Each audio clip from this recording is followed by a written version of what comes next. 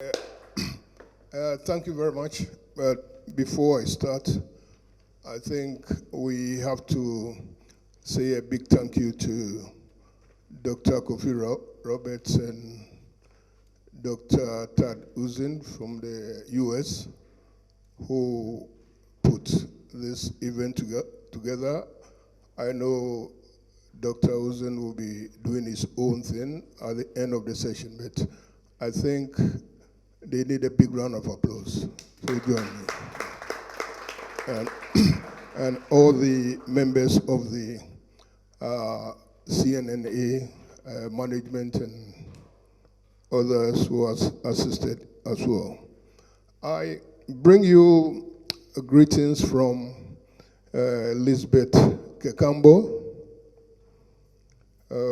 Elizabeth Kakambo is the widow of Solomon Kakambo, who passed away, I think, sometime last year. And I mention them because they have kept Panaf books afloat over the years, since the days of after the first publishers pack it in. So they deserve a good round of applause. But I also want us to have a minute silence for Solomon Kakambo. So join me in having a minute silence for him.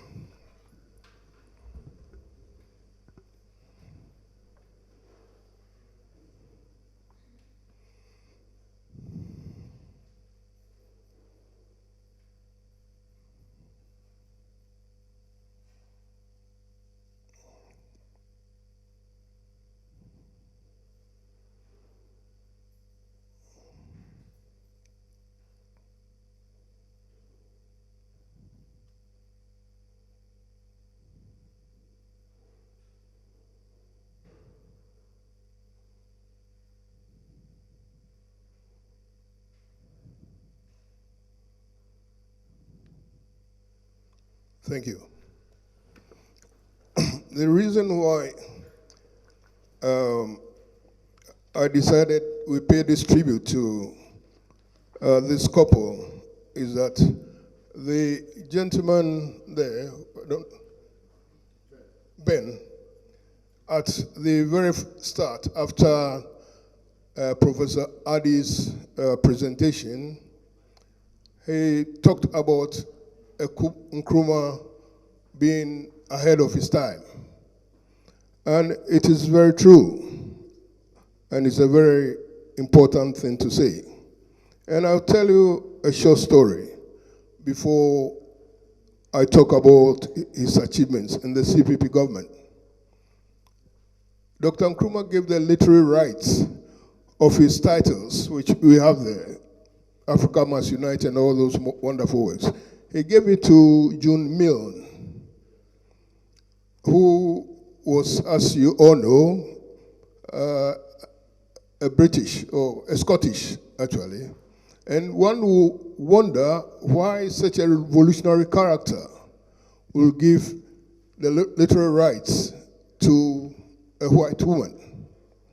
Now, it turns out that the vision Nkrumah had was that at the time when he was overthrown, he foresaw that although he intended his family to benefit from his works, if he gives it to the family, all this work, all the body of work that we have now, will surely be lost because they were nowhere. The children were very young, and naturally they couldn't handle it. So he gave it to his secretary, who also was his biographer in the end. And guess what? Just recently, before Jume passed away, Panaf had a 50-year anniversary. Panaf Books had a 50-year anniversary. And it was revealed to us that Jume's family has passed on the literary rights back to the family. So when we talk of a visionary, we are talking about a very, very special person, a very remarkable individual. Now, let's look at his educational achievements. It's not like some of us who don't know much. He studied, he had a Bachelor of Theology, Master of Science Education, Master of Arts, and he was given a honorary doctorate at University of Lincoln. Dr. Nkrumah's political achievements were very remarkable. And it is not for nothing that more than 3 decades after his death, and during the lifetime of stalwart like Nelson Mandela in the liberation of Africa from colonialism, Dr. Nkrumah was voted Man of the Millennium by listeners of BBC World Service Radio Africa Service. Before we look at the achievements of such a great man, it is right and proper that we attempt to debunk the myth that the British colonial government left Dr. Nkrumah 200 million at the time of independence in 1957, which he wasted. It is a shame that critics, and unfortunately some serious academics and scholars, fall for this bogus argument. But, ladies and gentlemen, nothing could be further from the truth.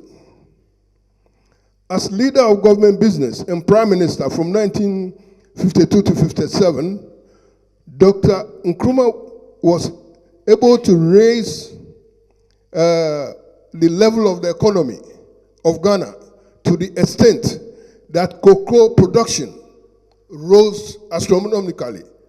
And according to Hansard report, Hansard is the parliamentary records of 1954, it is stated there that in that year he has raised about 50 million. That was in 1954. And mind you, he did not come to, we did not have independence till 1957. So if this is so, where is the 200 million that is supposed to have been left? Because the monies that was generated from 1952 to 1957 was raised by the Nkrumah and the CPP government. So we should put down the lie that the oppressor left Nkrumah with 200 million. More than 100 years of British colonialism, very little was done in the areas of economy, social infrastructure, when the new nation Ghana was born. Before coming to his educational achievements, let us look at his international achievements. Together with T.R. Makonnen, Peter Abraham, and George Padmore, they organized the 5th Pan-African Congress in Manchester in 1945, which was the impetus to the liberation of some of the countries in Africa, because we had Jomo Kenyatta, Hastings Banda, and a few others there. And to some extent, one can argue that whether the UGCC, United Ghana Gold Convention in Ghana, whether they have invited Nkrumah to Ghana or not, he will have gone anyway to lead in the liberation of the country, because Kenyatta, Hastings Banda, and all others were to do the same. Nkrumah was a proud Ghanaian, and he talked of having read philosophers such as Hegel, Karl Marx, Engels, Lenin, and Mazzini that influenced his revolutionary ideas and activities. But he talked of one book more than any other that fired his enthusiasm, and that was the philosophy and opinions of Marcus Garvey. This book, which should be read and studied by all serious Pan-Africanists, was published in 1923 with the philosophy of Africa for Africans and Back to Africa movement. This was to lead to Nkrumah following the leads of such stalwarts as Henry Sylvester Williams, W.B. Du Bois, C.R.R. James, George Padmore, and others in projecting the Pan-African philosophy. Nkrumah initiated and convened the Conference of Independent African Countries in 1958, attended by Libya, Ethiopia, Liberia, Morocco, Tunisia, Sudan, Egypt, and Ghana, held in Accra in 1958. This was followed by the All-Africa People's Conference of Independent and Non-Independent African States, liberation movements, public organizations such as trade union organizations, women groups, and all others. The Ghana-Guinea-Mali Union, and you remember Dr. Hakimadi talking about it, was the basis that he envisaged in the formation of an African Union government. And the Ghana-Guinea-Mali Union, it wasn't just an organization or name only. The members of the union had representatives in the parliaments of each other as observers. So they were able to fully participate because, as we've seen, he had a vision. Whether we like it or not, he wanted it. Nkrumah didn't see himself as a Ghanaian. He saw himself as an African with no barriers, with no borders. By 1884, 1885, the Berlin Conference has disseminated the whole of Africa. So let us ask ourselves, a country like Ghana or Malawi or Zimbabwe, how can such a small country pitch against the United States, Britain, in the international forum? So he had the foresight that unless we come together, there's no way that we can take our rightful place. On the domestic level, Dr. Nkrumah's CPP government can boast of these significant achievements. In 1949, he founded the first mass political movement or party in Africa, the Convention's People's Party. Nothing of the sort, apart from Marcus Garvey's United National Independence, United Negro Improvement Association, which was a very broad-based organization stretching all over the world. Apart from that, nobody till now has formed such a critical mass movement as Nkrumah did in 1949. By 1958, his government has established the Ghana Airways at a cost of £400,000. And that is a serious amount of money, in partnership with the British Overseas Airways Corporation, now British Airways. Accra-Tema motorway, the first motorway in the UK, was built in 1958. Ghana's was built in 1964. Today, the UK boasts of over 10 motorways. Ghana is still left with the solitary one built by Dr. Nkrumah's government. A complete new township was established with affordable housing for workers. These estates houses was replicated in other parts of the country. Accra had its share at Laboni Estates, Kanda Estates, Osu Ringway Estate, Kaneshi Estates, Airport Residential Area. Not to be outdone, the Garden City of Kumasi had its share in Patasi, Kwadaso, Buokrom, as well as North and South Centreso. Of course, this was all well planned as it was undertaken by State Housing Corporation, a forerunner to many state corporations, providing employment not only to Ghanaians but other African nationals as well. The establishment of State Transport Corporation, with its beautiful buses, plying the length and breadth of Ghana at affordable prices with luxurious facilities. The Ghana Railway Authority received massive investment, and the sleeper train from Kumasi to Accra and other areas became a very convenient mode of transport, for the business community and farmers transporting their foodstuffs from the hinterlands to Accra and other major cities. Another major project was the Akosombo hydroelectric project that was built with funding from the USA. This enormous project was to provide electricity to power the enormous industries springing up, mostly state-owned. Valco was one of many such projects established to exploit the bauxite that was being mined in the country to be turned into aluminum. Aluminum, as we know, is used in producing cooking utensils, roofing sheets, and many others. By 1962, the Work and Happiness Project had been launched with the Builders Brigade and other state agencies at the forefront of the various agricultural initiatives in support of the farmers and other small-scale businesses.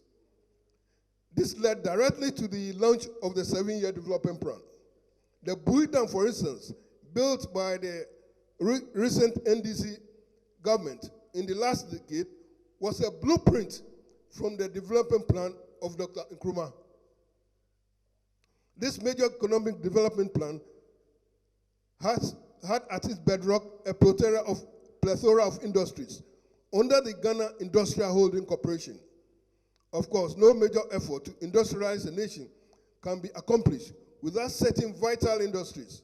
So it was hardly surprising that major industries were established, among them Tema Steelworks, Paints Corporation, glass factory at Aboso, oil refinery, distillery in Accra, food complex in Tema, sugar production at Asituari, shoe production in Kumasi, matches production at Kade, pharmaceuticals, electronics, tomato factory in Wenchi and Pualugu, cocoa processing, Akasanoma radio factory. Silos were built for food preservation. Ghana cement factory, Takradi, meat processing factory in Boltanga, Ghana household utilities, Sekendi, Efiekuma, jute factory in Kumasi. Culture did not lose out. Ghana Film Industries and the National Cultural Center was established in Kumasi, and it is no surprise that Kumawood is leading the way in the Ghana film business at the moment. Thanks once again to the dictionary, to the leadership and visionary of the Mezar. In the area of health, the CPP government under Dr. Nkrumah invested heavily in two major industries, two major hospitals, Okonfo-Anokye and Kolebu Hospital in Kumasi and Accra, as well as Ekwanta hospitals. Polytechnics were established all over the country, in Accra, Takrady, Ho, Kumasi, and other parts of the country. Kumasi College of Technology, Kumtako, was upgraded to a full-blown university, the Kwame Nkrumah University of Science and Technology. The University of Cape Coast was established, as well as the Kwame Nkrumah Ideological Institute. So this is some of the great achievements of the one man who has done so much for the motherland. And when I say motherland, as we've come to realize, Nkrumah was no Ghanaian. He was an African, because he said, I'm not an African because I was born in Africa. I'm an African because Africa was born in me. When he was in exile, a group of people in this country wrote to him asking him to become their patron. And this is what he said as part of his response. He said, you who are in Britain have a significant role to play in the international black revolutionary movement. You live in the center of the veritable citadel of British colonialism and neocolonialism. You have asked me to be your patron. My answer in capital S is YES, yes. I will stand behind you in all your black power revolutionary endeavors. And I hope You will answer my call when the clarion sounds. This is very prophetic because we are gathered here today thanks to the NNA, and the clarion is calling because the motherland is in a complete mess. Thank you.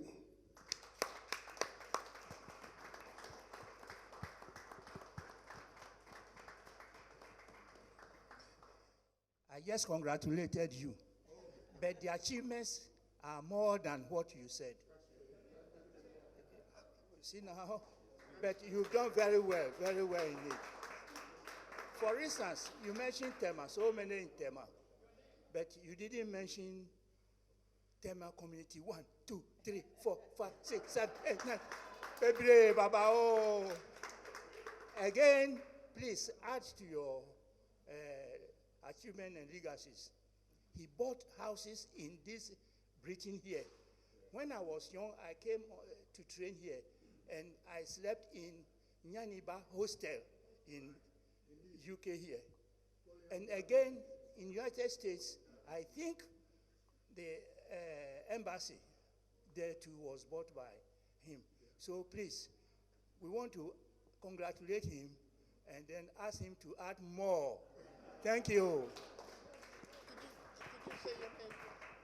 Oh, my name is Major Gordon Amenya, retired. And when Nkrumah came and commissioned us at Military Academy, and we went for social gathering, we heard that somebody was knocking the table, pang, pang, pang, pang, pang. Then the room became quiet. And then he gave a short speech. And what I gathered from that speech was that I have commissioned you, these officers, to defend Ghana and defend me, Nkrumah. If you fail to defend me, Ghana will suffer in future. And it's true. Today we are suffering. That speech in 1963 has come true. And there are so many other speeches which we would like to bring to light. The opponent wished they had led the independence, but they couldn't do it. So they developed sheer deep hatred to destroy everything that Nkrumah did. And they are still destroying. They want to wipe up Nkrumah's name, but they can't do it because we are alive and we shall train our children and children's children and generations. Thank you, comrades. Indeed. Any other questions for the last speaker?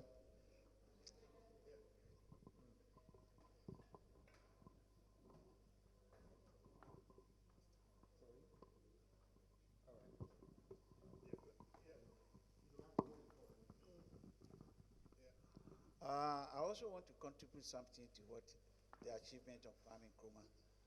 Nkrumah built all the embassies in the world. And when you go and see the type of houses that Nkrumah built for the Ghana embassies, you'll be amazed. In this country, he has over 200 houses that he bought for Ghana. There was a place called Convent Gardens. It was for Ghana. Ghana had cocoa marketing board in this country so that they would bring the cocoa from Ghana to this country and supply, build a network supply for Ghana. He did also. He didn't mention of the rubber plantation in the Western region. There's so many things. I personally, I have done a documentary about him, which is in fee, which is going to come out soon. So what you are saying, what you are doing is so amazing. I'm very, very happy for what you are doing, and I really thank you all for getting this thing going.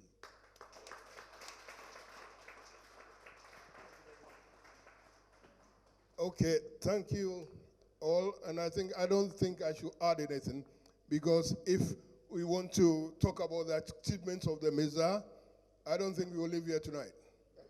Yeah, but the important thing is, some interesting books are there. He left us a body of work. That is the critical thing. He never left us desolate. And so we need to support PANAF books so that they can keep on. If they didn't survive, all this material is giving us a blueprint to the promised land. So, over to you. Thank you very much. Thank you very much.